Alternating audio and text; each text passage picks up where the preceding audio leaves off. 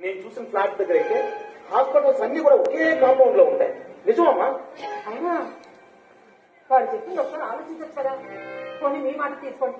ఎప్పటి నుంచో మెడ నొప్పిగా ఉందని బాధపడుతున్నారు. హాస్పిటల్కి వెళ్ళాలి అంటున్నారు. కానీ వెళ్ళారా?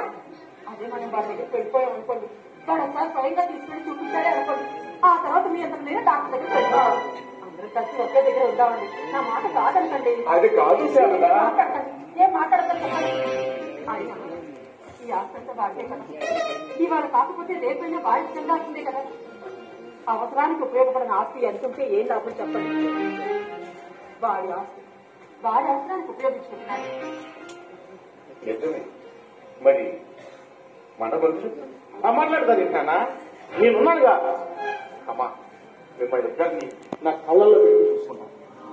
ఈ రోజు కాకపోయినా రేపైనా నా దగ్గర రావాలిగా. అదేదో ఈ రోజు నుంచే మనందరం కలిసి, నేను, పిల్లలు, మీరు అందరం కలిసి ఒకే చోట హ్యాపీగా ఉన్నానన్న. నాన్న, నన్ను నమ్మండి నాన్న, ప్లీజ్. ఏమిటండి ఇంకా ఆలోచిస్తూ కూర్చున్నారు? వాడు మన బిడ్డ, మనం కన్న బిడ్డండి. కోడలు కూడా చాలా మంది మనం తన కన్న తల్లిదండ్రులాగే చూసుకుంటుంది. ఆ నమ్మకం నాకుంది. మనం అక్కడికి వెళ్ళాలి.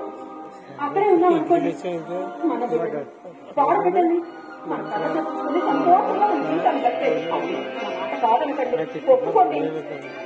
సరే, ప్లీజ్. థ్యాంక్ యూ నాన్న, చాలా థ్యాంక్ యూ. మనం అందరం కలిసి ఒకే చోట హ్యాపీగా ఉన్నాం.